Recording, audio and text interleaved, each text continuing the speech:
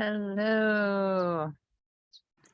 Jamie, Hey, Stefan. How are you?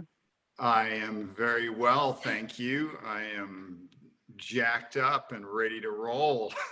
Woohoo! So, a couple of notes before, so the audio is going to be a little weird. I am not at home and I am the closest to that, well, I'm the furthest that I can get from a power outlet, but Oh still yeah, plugged in. So I tried to find an interesting spot, but I am in Hawaii today, so I have a different setup than normal.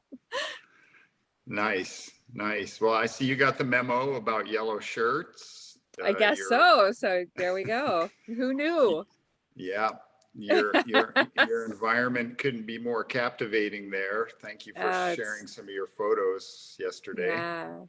Yeah, thank you for allowing me to. There, yeah, it's a stunning place, and yeah, feeling pretty good. Feeling pretty Well, good. good morning and welcome to Unconstrained.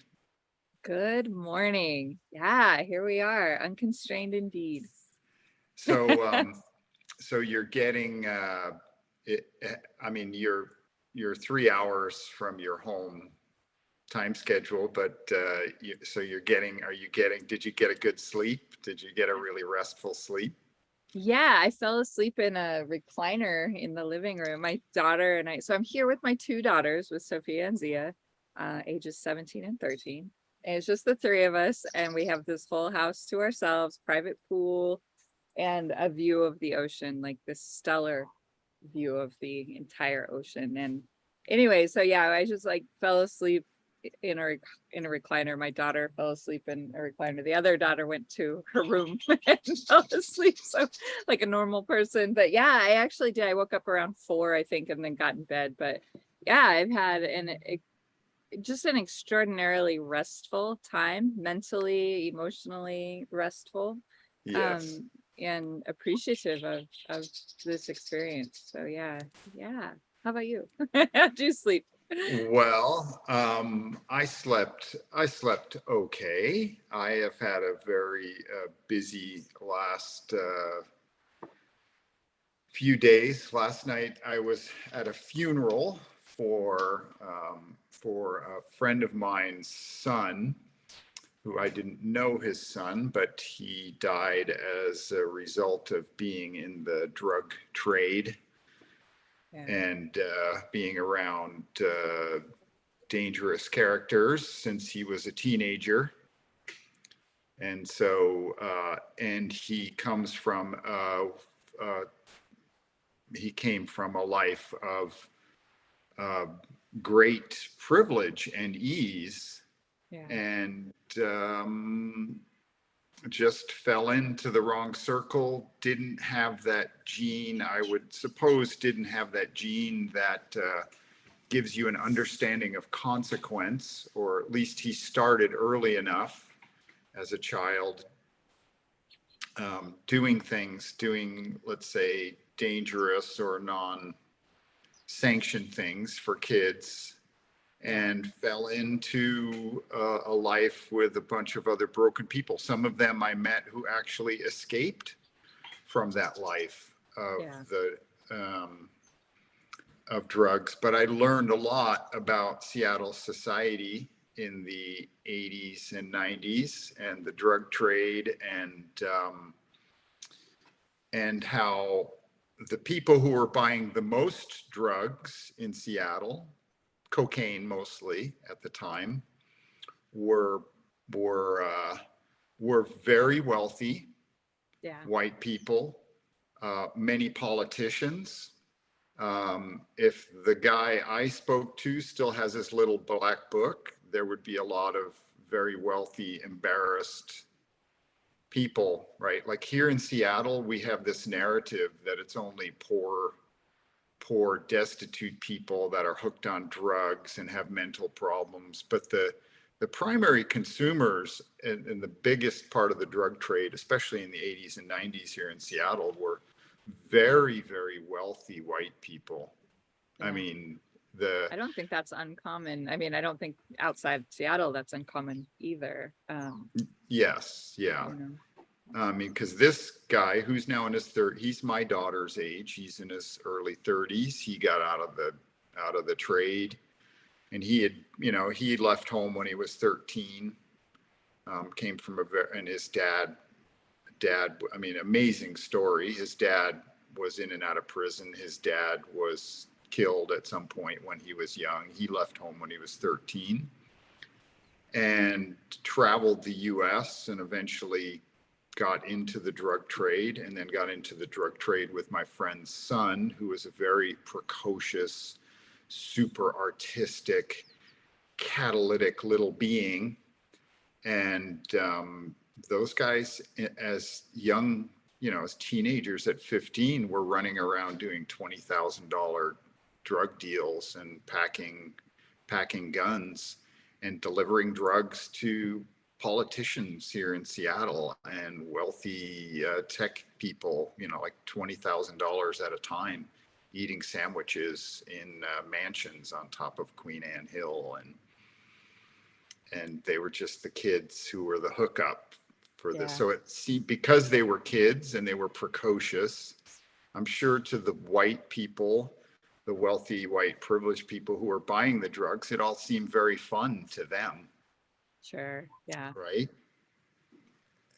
And Eesh. so amazing, and then also amazing to see the contrast in the, you know, the how people want to remember him versus the reality of what was going on in his life, which Well, was, I find very normal with loss though, too, right? Like we yes. tend to kind of block out the negatives and really focus on the highlights. And maybe that's good. Maybe that's how we're built. And you know, I don't, and the thing is, I don't necessarily think that it's negative. Like the people who got up and spoke and who were the most honest, what was the most refreshing, yeah, because it gave an understanding of what his life really was yeah, and how he exercised himself. Because even in the drug business, he was an exceptional entrepreneur, I guess, yeah, right? Like he was, um, I'm not I'm not interested in glorifying the drug trade, but that was his, you know, like um, he was still, even in that trade, he was still a bright human being. I mean, his buddies who were there, who were the closest to him right up until the end, because his family wasn't close to him necessarily, because he had alienated them you know, very well by them. But the people who were closest to them, they were sad because they knew his time was short. They knew that somebody was after him. They knew that he was going to get, that, you know, that somebody was going to take him out. And they yeah, tried to, they tried to warn him. So an amazing journey to see that. And the takeaway for me was to live fully no matter what the circumstance, right? The young people that I met that got out of the trade were really, and the person who gave the best eulogy was one of his earliest buddies who ran with him in this, you know, in the drug trade. yeah, And he is now out and he has 2 children, and he is just a bright, generous human being. And he came from an extremely broken family situation, yet yeah, somehow he made decisions that got him to a different place. yeah. And And that's it though, right? I mean, I think the operative there is making decisions and hard decisions at times, right? I mean, really hard, I'm sure, at times to get into a different place from where he was. Like, yeah, because when you're 15 or 17 years old and you're holding on to 10, $20,000 wads of cash every single week, I can't imagine what that would feel like. right? How addictive that might be, Yeah. right? And then to make a decision to get out, and that even to believe that there is another path Yeah. takes a great deal of focus and fortitude. So I really want to salute and celebrate that person I met last night at the memorial, because they did something very brave, right? Yeah. And I think that's just, wonderful. yeah, it was Yeah. amazing to see that in and amongst a bunch of, really, in an environment where everybody just wanted things to really be the same, right? Like the same memory of this person.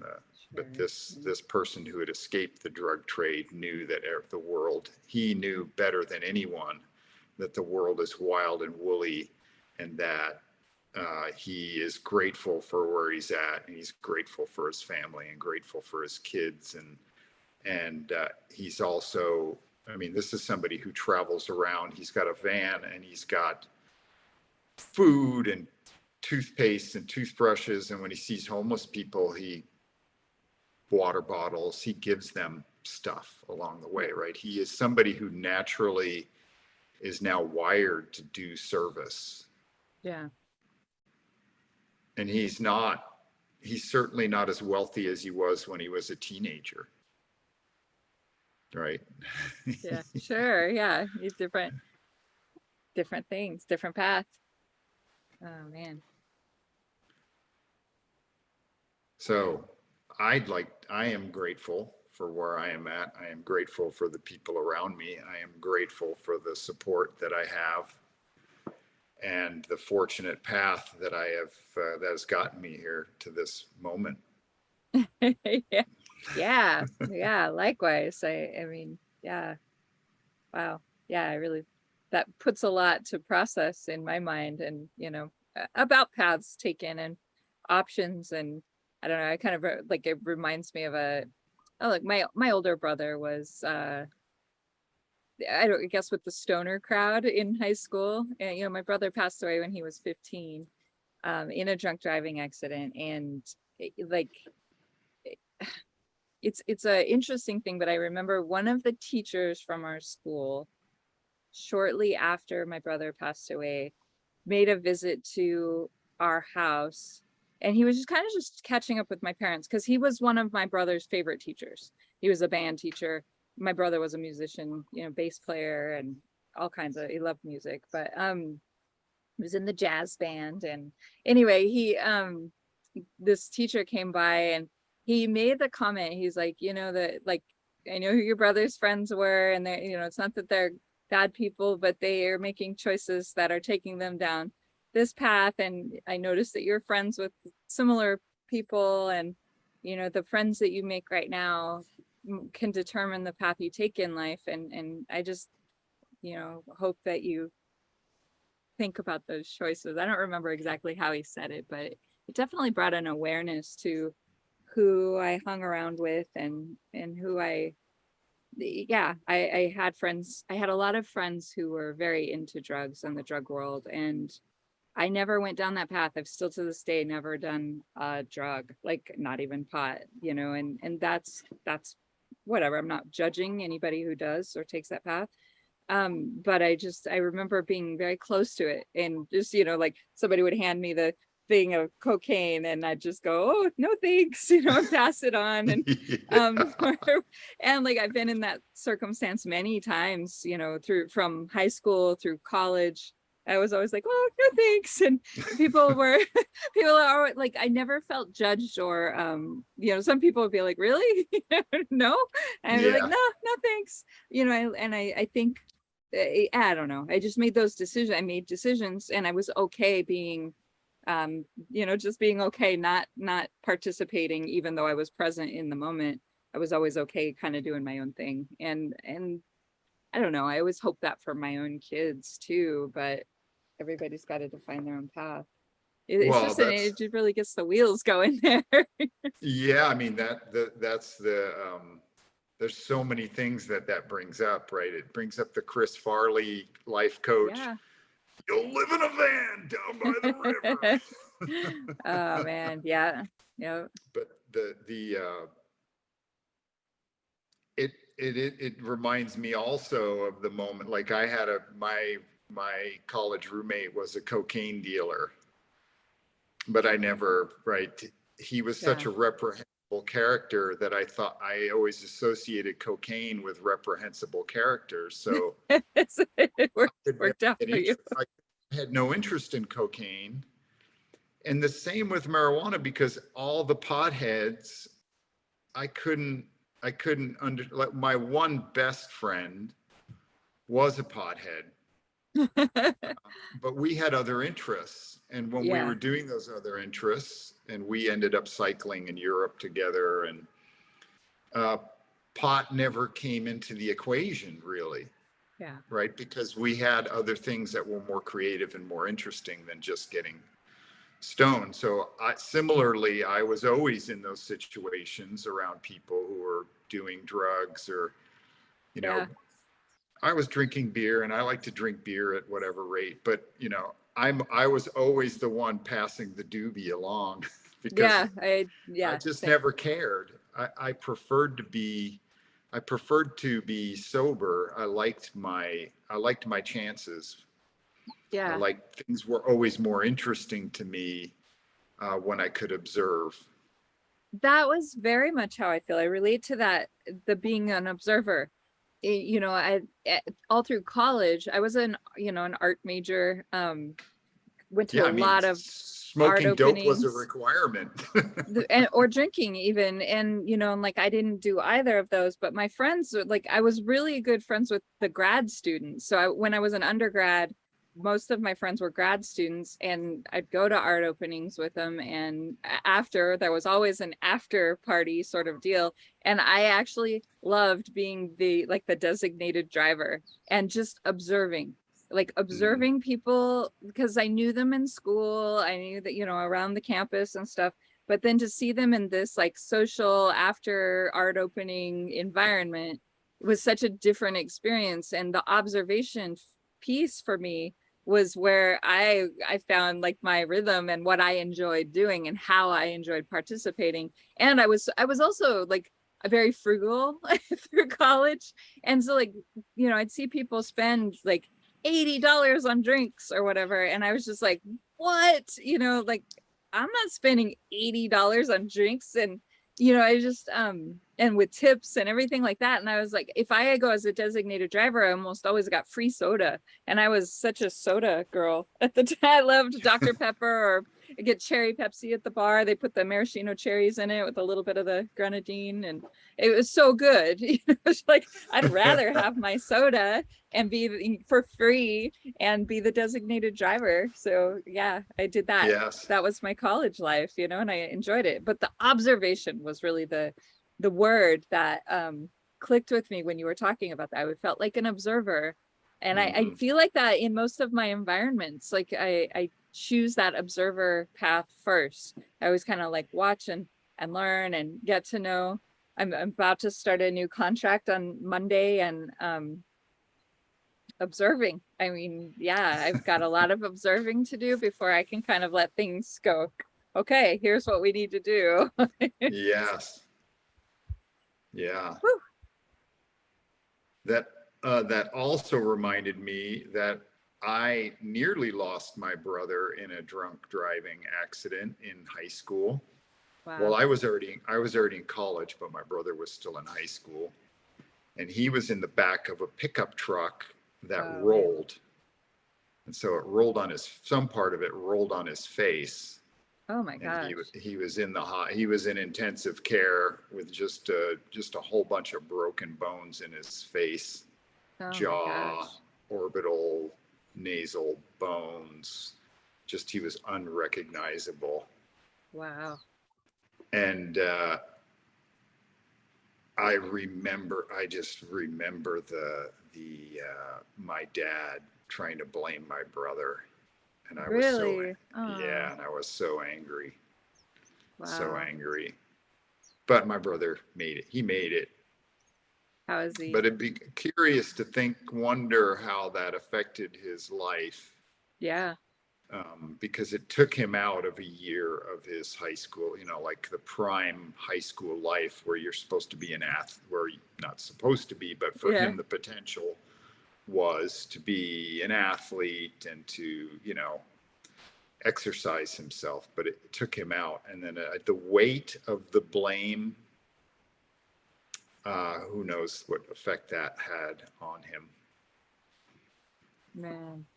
Yeah, that's a lot. That's yeah, imagine if my brother had survived the trouble that he would have been in for Mhm. going to that party. Like he and a friend had gone to a party and they rolled the car. Yeah, My same brother with was my brother. 15. Yeah, they hit some gravel. There was only them involved, so it wasn't another vehicle. But yeah, they rolled the car. My brother went through the windshield, the car rolled over him. But yeah, and he did have a seatbelt on apparently, but the car was so old the seatbelts were rotted, they said. And Oh, they really did no good. It was as good as having no seatbelt, like one. Yeah. wow. But yeah. Wow, this is not a very uplifting conversation. Well, I think the thing is, these are the real aspects of life that we It's have to very true. overcome, that we Very that true. that change us. Or The define, yeah, in a these are certain way. defining moments in our lives or in other people's lives. I certainly saw that yesterday at the funeral. I saw two very divergent paths. I saw somebody in their 30s who had decided to stay in the drug trade, Yeah. and he was murdered. Yeah. And then I saw his best friend from maybe the age of 13. So here we are 17 to 20 years later, and this young person has a family and kids, and he is taken to a quiet life of service. He's not heading up some organization. He's just somebody who thinks about service every day, somebody who is prepared to serve other humans. That's really And so, beautiful. I like yeah. that. And so, whether that's out of guilt or obligation or inspiration, it doesn't, at this point, it doesn't matter because he's doing it, right? Like he's actually living a kind and generous life. And that was obvious. And then I Yeah, also saw that's good. some young people, a couple of young people who were also who may be on the fringe, right, of still being in it or not knowing where they're going. And they were in shock, right? Because it was sobering. Whereas the one person who had already been out of the trade knew that this was the consequence, Yeah. right? He knew that people were after this young man. He knew that that person's life was in jeopardy and that this was the logical conclusion if he didn't get out of the life or didn't watch Yeah. his. This was the early end. It's Yeah. yeah. Man. So it's all the little choices along the way, right? And Back to decisions. Yeah. And it is. And I think, not to oversimplify it, but I think about how the mindfulness aspect of our conversations, going back to when we first started these in late May, early June, the mindfulness aspect of decision making from the start of the day really factors into every day and how it's gonna go. And even when it takes maybe a different turn, there's a decision to be made about how I'm gonna let it affect me, how I'm gonna handle it, how I'm gonna move through it or beyond it, or how I'm gonna navigate it. And I think it's just that awareness. Sometimes it's really easy to get lost in sort of the buzz of every day, like sort of like the noise of every day. You get into this yes, rhythm, you kind of get consumed by everything that's going around you, and you forget to kind of lift your head above the noise and make a mindful decision about how we have to exist in the noise to some degree, but like, you can decide to lift your head up and go, there's another space here. There's more to it than this. And I don't know. I feel like the practice of doing that has definitely, like, I've felt and seen and experienced notable shift in my own life. And yeah, I don't know. I like that. I like that. I wish I'd known about it earlier in life almost. I do feel like I knew it to a certain degree, but I don't know. I feel like I get knocked off course a lot pretty easily. Well, I mean, life is a very dynamic circumstance. And Yeah. I think the illusion people try to perpetrate on themselves and each other is that life is not a dynamic circumstance, right? Like, I've got my routine, I do this, I do this, I do this. And we impose a regular circumstance on something that is extremely dynamic, right? I Any one particular decision we make could uh, inexplicably alter our lives forever, like our brothers, mhm, right? I mean, yeah, they made a decision. It wasn't like everything was channeling to them right. necessarily, but they made a few little decisions, and then all of a sudden there was a confluence of these tiny little decisions, and boom, their lives are in jeopardy. Lives are altered or ended, and yeah, it like completely changed. And It's you go ahead. well, and it's just that everything is that dynamic, right? And we are broadcasting into the again, we are broadcasting into this field of infinite possibility, Yeah, yeah. regardless of whether we wake up at the same moment and have that same cup of tea. That's, like there's something to that. And, I think I've mentioned that over the last week or two, I've been kind of rethinking my routines, if you will, and letting go of routine. Because for a while, I felt like I was really trying to fall into a routine so that I had some consistency. But what I feel like I've learned in the last 2 weeks, I have some wild birds out here. I don't know if you can hear them. Yeah, I've heard. Um, Yeah, I heard them. It's fantastic. but this routine element, what I've found over the last couple of weeks is that letting go of the routine has actually been more freeing than falling into one. And so I like rhythms to a certain point, but like having a time that I walk the dog, letting go of that time, even though it's a little bit hard for Ernie to go at a different time, has been so much more right for me. And Yes.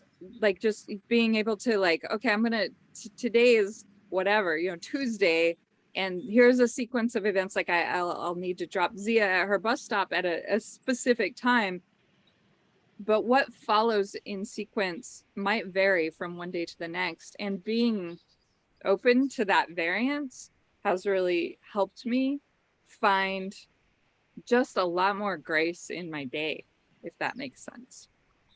Yes. So Well, yeah.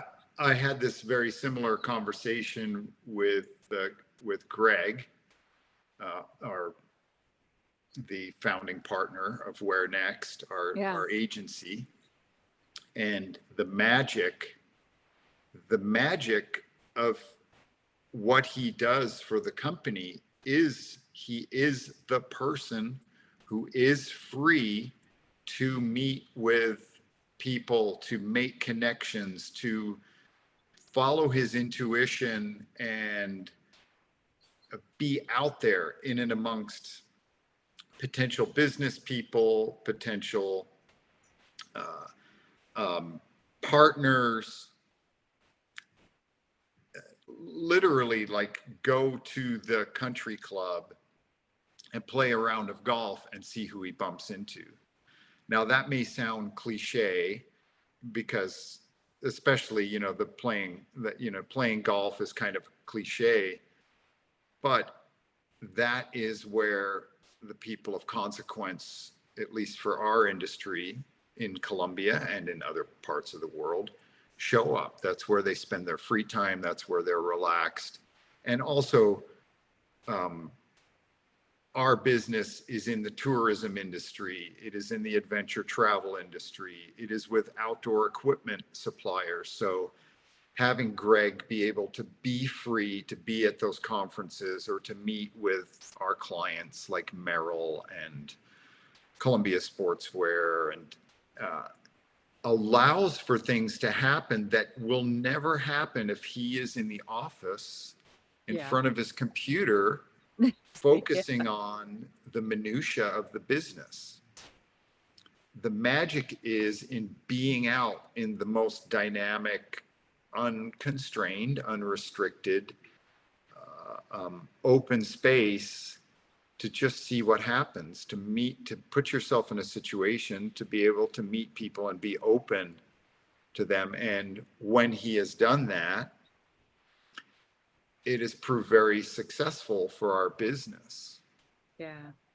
Because I think people, that's cool. because invariably the people he meets in those situations are also open and giving themselves an unconstrained place where they can just be themselves and relax. And so when two people come together in that moment, there's just a deeper potential to relate, right? To find common ground Yeah. because there aren't any barriers up. There isn't any time constraint even, on the golf course, there's, or at the tennis club or at an adventure travel, a tourism conference, right? There are these moments that you have given yourself where you're just, let's go hang out at this conference cocktail party, or let's go to this forum or let's be on this panel and meet a bunch of people in the industry who I may have never got to meet if I weren't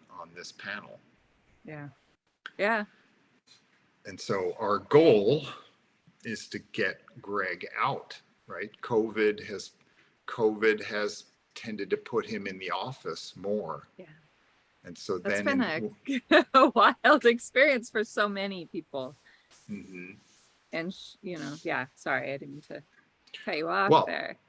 No, it's just, again, that point of giving ourselves the freedom to be out and trust our instinct, trust our radar. And even if we don't have our radar on at any particular moment, it's just to give ourselves the opportunity to be out there and see what happens. Yeah. Like your trip to Hawaii with your daughters, it's got to be amazing because you have removed every kind of daily ambient stimulus, right? Your ambient environment is completely changed. There's no Ernie, Oh man, yeah, like the sleep factor. I have cat allergies, but we have several cats at home too, and my allergies don't exist out here. Like I have had no allergy or sinus issues. I have sun peeking in all of a sudden.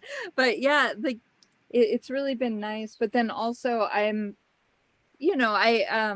don't love crowds of people, so we chose to not be in the tourist area. We're staying at an Airbnb in a residential area, and like we leave to go try local foods. Like I went early this morning and got some local coffee, and like I am enjoying the quiet and the still. And if we want to go participate in, sort of the touristy part of Hawaii, we can. It's, a few miles away. It's not terribly far. We drove through it yesterday. We got some great dinner yesterday, and I don't know. So like we're choosing how much we immerse ourselves in this kind of, the more, I don't know, touristy part of things. I'm not doing the touristy Hawaii. I'm kind of doing it my way. So, the quiet way. Yeah, but you have given yourself the space where you have removed the things that might concern you on a daily basis. Yeah, absolutely. Right? The minutia. And so you are more free to be yourself to come Very to much a so. neutral, to come to a neutral understanding of where you are at this point in life, I imagine. Yeah, it is, and that's 100% what it's about. It's just kind of that I do this a lot, like just reaching as far as I can reach and feeling the space around me that has no enclosure, there's no Mhm. enclosure. It's just Yeah. space. And like, You've removed the arbitrary framework of home yeah, for the moment. try exactly. And to practice doing that more and more, even while at home, I think this is a great practice for that, right? Like getting out and feeling my space. I was out a few weeks ago with some friends at a birthday party at this amazing, ridiculous house, but also in sort of a private setting where I could feel comfortable. Um, so I don't know. I feel like I'm practicing.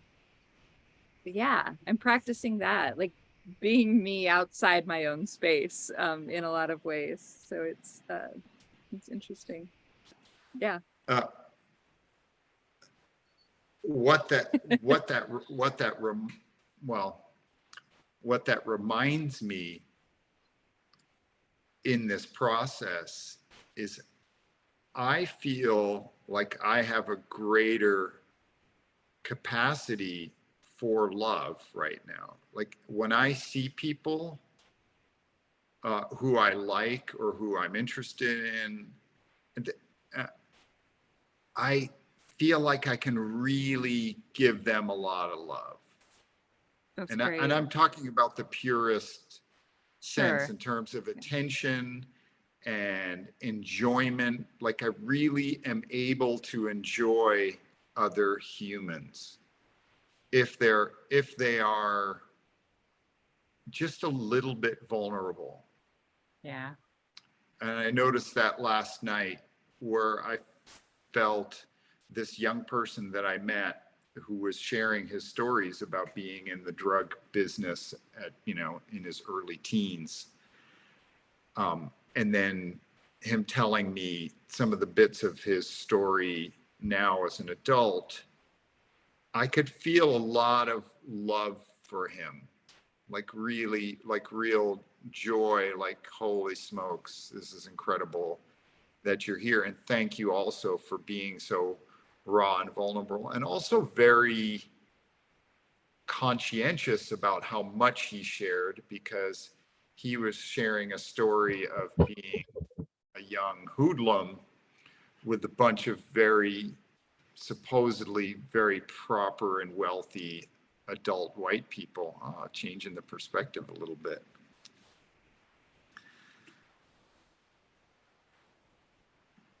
I muted. Sorry. Yeah. The sun is shifting. So I'm kind of like, oh, I am Yeah. listening though, I promise. The ocean's out there. Yeah. Amazing. Thank you for sharing this moment with me. We didn't have to do this, right? You could have had but this is, you're taking me there. You're taking me to this energy. I am reminded of my last trip to the jungle in Bogota, near Ah, that's so Bogota, cool. with the birds singing in the jungle and the just sitting on the porch looking out into the wilderness and enjoying the peace and quiet and the beauty. That's so awesome. I just saw a cat in the garden. I'm gonna move my computer around, see if you can see him. There's a little garden over here. And then Hmm. right over here, there's a little cat that just walked out. Yeah, I I see hadn't, him. He's moving. yeah. Look at this garden though, too. Yeah, it's So funny. There are bromeliads like that just growing naturally in the jungle in Colombia, just hanging off the trees. it's so awesome. So Yeah. awesome. That's what like yeah, I'm really enjoying this spot. Man, I can't get enough of it. We're here until Saturday. What is today? Thursday? Thursday. I don't even know Yeah. what day it is anymore. But yeah, we're here until Saturday and I almost don't want it to end. I have to go back to normal. But this is normal in a way too, like this is this is normal. Like this is, it's taking some time, going somewhere else. And I don't know. I want this to become even more normal, I think, is just doing this kind of stuff with my kids and Well, having these experiences. we're gonna have to set up the some kind of institute in Hawaii. Yeah, right. Where Man. people, I do have friends um, from a long time ago from the corporate training industry, Joel and Michelle Levy, who did that. They moved from Seattle to Hawaii, and they were teachers of meditation and yoga. They were both PhDs in some kind of psychology or clinical research, and Joel taught biofeedback to the people in the military. Wow. Someone who is in a white robe and a yoga type character standing in a room full of Green Berets or Army Airborne Rangers teaching them how to Yeah. meditate. That was But something that my dad always, my dad, as terse as he could be at times, always like kind of he always made a point to tell me how important meditation was. And he had a very strong wow, martial arts background as well. And that, I believe that's where that comes from. But meditation, he was always, I mean, even in, the like somewhere in the last few conversations I had with my dad, he was like, you really need to make time to meditate, and meditation for me is a different, I've tried a lot of different formal meditation types. And I think I've had to find my own way by trying a lot of different formats for sure. meditation. Um, Running and driving are my, long drives and long runs. Like Yes. those are where I find my mind is able to. I've tried like those, what are those isolation tanks? Like the Oh, salt. those are annoying. I was freezing cold, even though it's supposed to be body temperature. All I could think about was how cold I was the whole time. But those work really well for some people, and I think it's finding your own thing, finding the thing that suits you, like everything else, like what works for one person may not work for you. And it's a matter of trying different things until you find the thing that really allows you to open your mind and to, yeah. Man, the sun's really it's starting to cook down on me. Do we need to adjust the orientation or the venue or the I may need to hang on. Let me try shifting the opposite direction. Bear all with right. me for a moment. I'll Mhm. mute.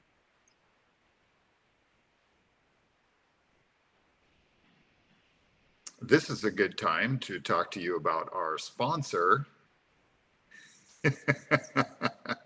which we don't have. Here's a space where you could be a sponsor. Okay, Jamie is backlit, but this is a All right. podcast, so I'm backlit, but yeah, that's better than it being right in my face. I think I have no idea what I look like right now, but no. Well, you're backlit, I'm fresh out backlit of the with pool. So I know I don't look great, but whatever. But backlit yeah, with bromeliads in the background. it's a beautiful space anyway. Yeah. Well, this is not a fashion podcast, as most people have probably recognized by now. At least if you're looking at me. Oh, same. I don't know. I don't put a lot of effort into the whole appearance aspect of life. I never have been that person.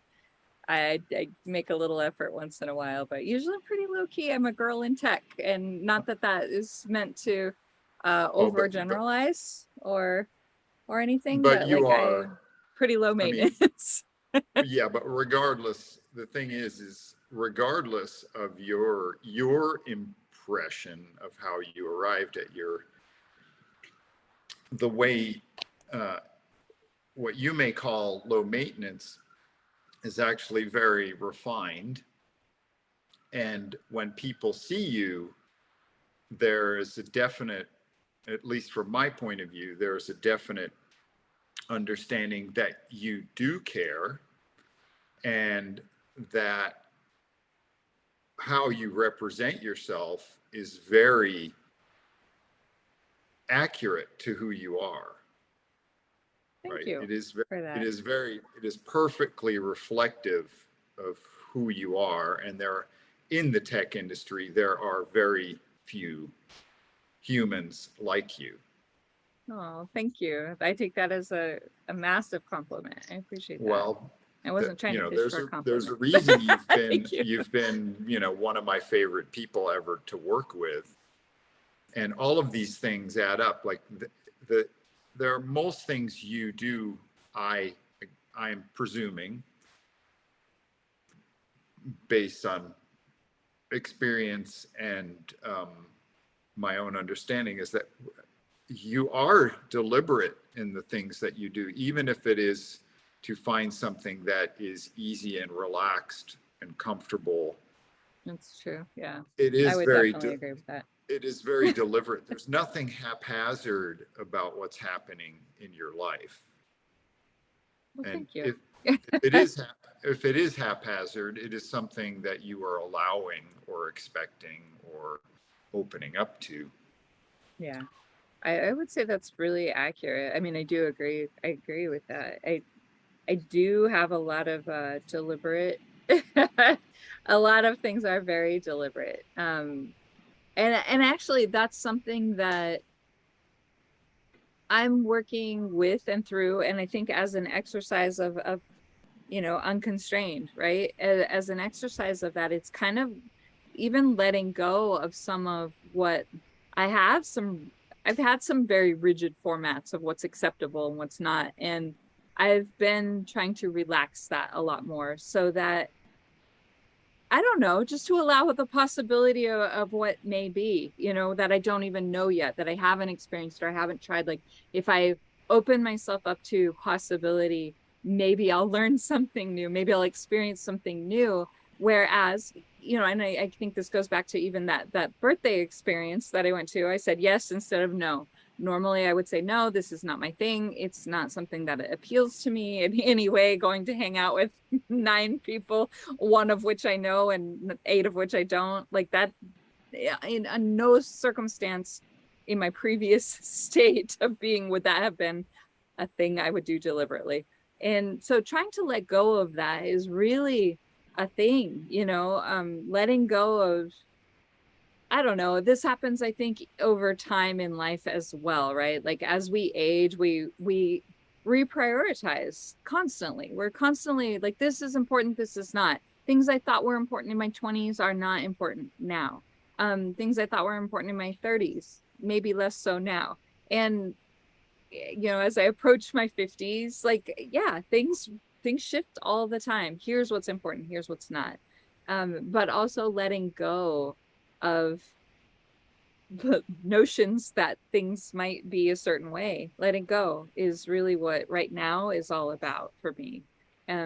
Like, okay, maybe you are this way, maybe you aren't this way, but like be open to the possibility of more, and things you've never even considered may pop up in your path. Yes. Most Yeah, beliefs, most belief systems are limiting. they are very extraordinarily limiting. And Even ones that we think are beneficial, mhm. if we hold a certain beneficial belief system too long, we might evolve past it. We might experience, because once you fix something, there's always going to be more. There's Always always going going to to be be more. something better. There's always going to be something more beneficial. This goes back to, I love our callbacks sometimes where we've hit on certain analogies or experiences that really tie into that thematically. But like, as somebody who used to practice yoga, and I'm really considering going back to it because of how I felt in my body, how I felt, the ability to move freely. And I have a kid who's like, oh, I want to try it, but I won't be good at it. I'm like, that if you were already good at it, there'd be no reason to try, right? Like, don't let that stop you from doing something. But what I always found, I practiced yoga for the better part of 10, maybe 12 years. And it didn't matter how good or proficient you got at an asana or at a meditation practice or breathing, there's always better to become. There's always a way to advance it to take you further down, the path, basically. And that is true in yoga, it's true in life, it's true in whatever your context may be. Whatever context you want to apply to that philosophy applies. Like, there's always better to become. I don't care how proficient and amazing you are, there's always a better and more to experience and to become. And if you really believe that you've maxed out at something, then shift gears entirely, change directions. Yeah, I mean, there's a reason it's called a path, Mhm. right? Well, You're and even moving that, along it. You're moving yeah, along it. And if somehow the path ends, then choose another path. because there's always, and that's the thing that I feel like it's not necessarily a path, right? Or maybe it is, but every 2 feet there are more options, more paths that you can choose to go down. And it's funny because, like, I think in my mind's visual, I've started I've started kind of seeing, like, okay, there are all these paths of possibility, and here's the negative one. And I just look at it like that. There's the one negative, or the one, turbulent experiences over there. But I have a million other options that I can choose that will be anywhere from just amazing, everywhere in between, impossibly amazing, to that one negative path over there. And sometimes I've gone down that negative path, and sometimes that path just pops right in front of you and you find yourself on it without the mindful decision, right? And you have to There figure is out how a, to navigate out of it. there is a classic spiritual tale about the person who walks down the path and trips and falls into a hole and spends a great deal of energy trying to get out of that hole and save themselves. And then they're on that same path and they see the hole coming up, but they don't catch themselves in enough time, and they fall in that hole again. But it takes them a little less time to get out of the hole because they've experienced this before. It's like Alice in Wonderland. And yeah, and exactly. And then, of course, the hole shows up again on this path. And this person knows that the hole is coming. Yet, despite their best intentions, they just can't resist. Can't navigate around And it. they fall in the hole again. And then, so the story goes on, and then you get better at climbing out of the hole. And then even you try to go around the hole when you see it coming. And then finally, you just choose a different path that doesn't have the holes on it. Yeah, it's so funny because, like, as you were talking through this, I was like, man, I never saw a hole in the path before. Like, whoa, that blew my mind. But yeah, that's so funny. But yeah, just to pick a different path, the one that doesn't have holes on it. That's the path I like. Oh man, the path of endless view. Like, I'm looking out across the Pacific Ocean right now, and it's endless. Amazing. It's endless. It Yeah, is amazing. it is amazing that we live on this planet at this time, and Yeah. that we are discovering other planets now that are similar to ours, similar in size, that have water. There was another James Webb telescope Yeah. I was just gonna say, image how about published. that stuff? Oh man, that stuff is incredible what we're seeing. Yeah. And these are images from thousands of light years away, yet we have to wonder, are there other beings who are communicating out there, who have Yeah. communicated, who are um, where is all that information? Because the information is out there, and we're gonna start discovering more and more of it as we keep expanding our horizons I feel here. And like there's no eventually, other option, right? Like we have to. I agree. I just, it's exciting in that regard.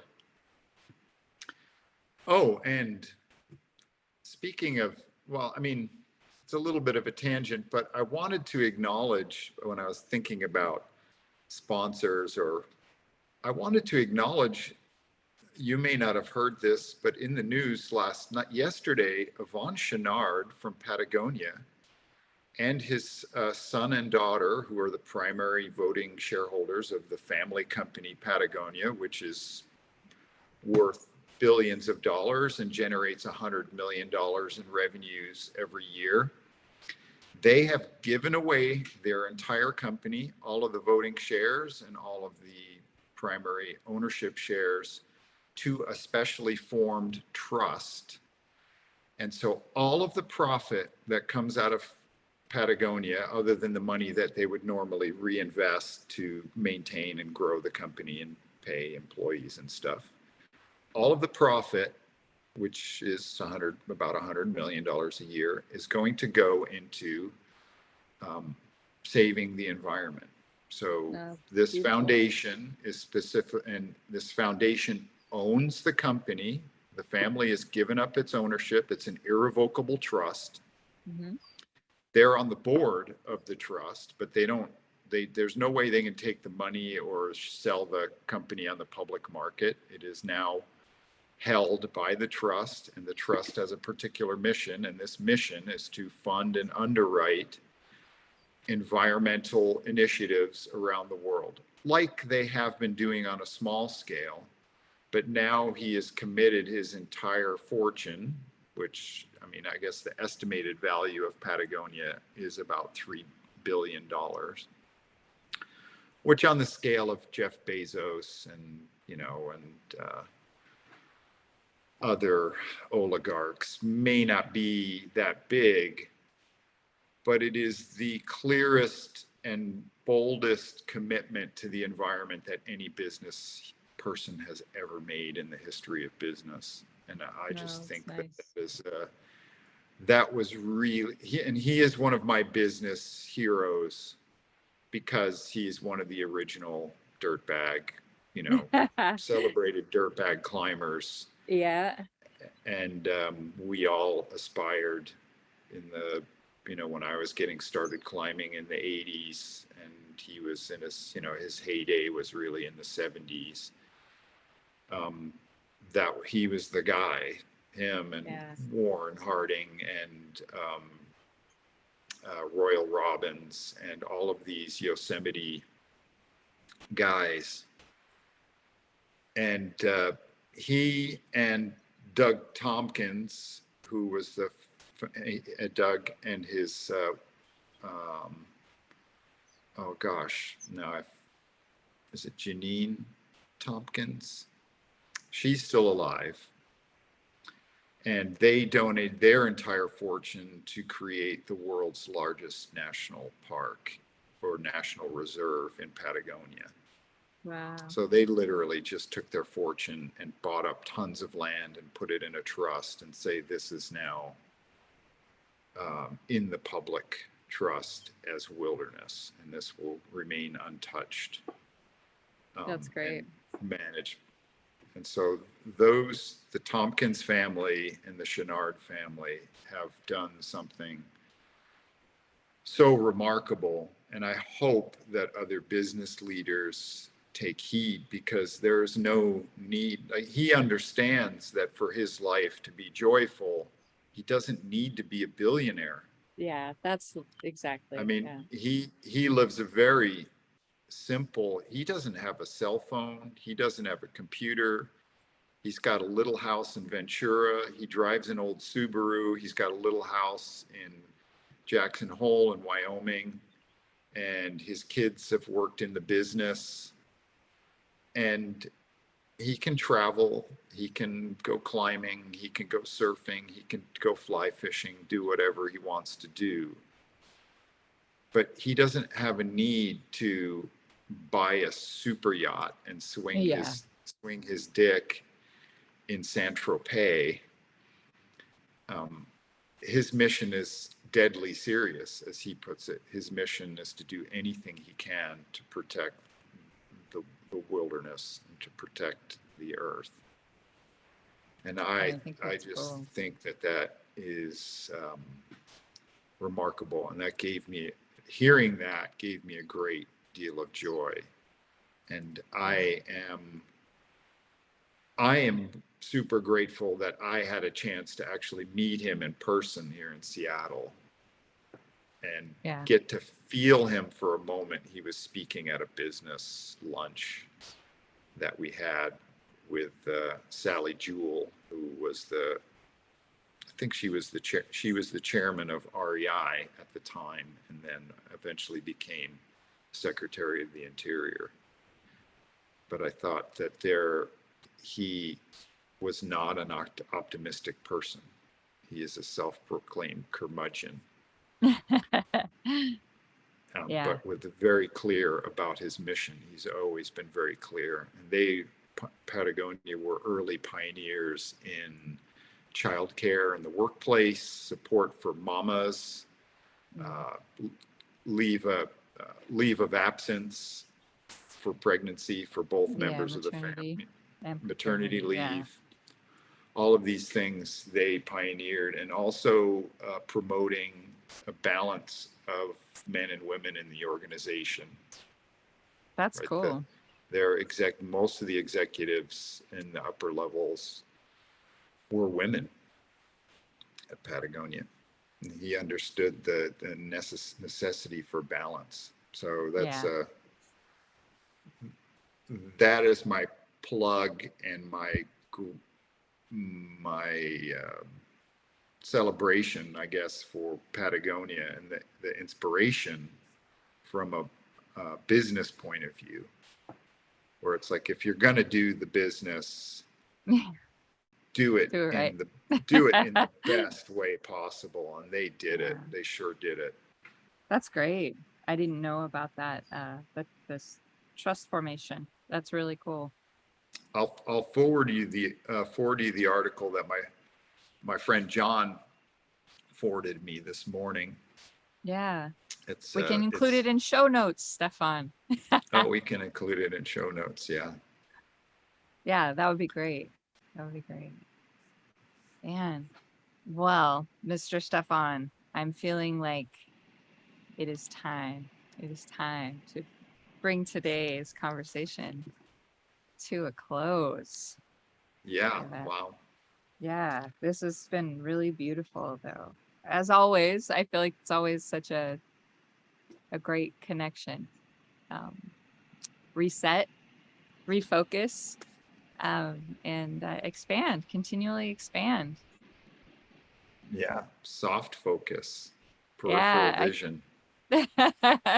I can't stop staring out at this sort of endless sea that's right in front of me, and yeah, it's beautiful. Well, It's endless. a perfect metaphor. Endless, yes, absolutely. It is a perfect metaphor. And on that note, I wish you a beautiful, expansive weekend with your sweet girls in Hawaii. Oh, thank you. And you too in Seattle. Yes, thank you. We got it going on here. That's good. That's good. That's good stuff. Well, thank you for accommodating my unusual audio and video circumstances today. Yes, thank you to the two members of our audience. Yes, for yes, accommodating us here That's in the different circumstances. And maybe we'll do cheers. more of these. Yeah, I think so. I think we need to eventually we will get the perfect little mobile studios that we can set up. Yeah, anywhere. that'll be pretty sweet. Pretty sweet. We'll get there with all this practice, and yeah, we're just practicing. We are practicing. Hopefully ever improving. Yes. Well, take care, Stefan. Thank you, And Jamie. Cheers to I'll, you. yeah, I'll talk to you next time. And talk to you on next time. All right. Bye. Bye.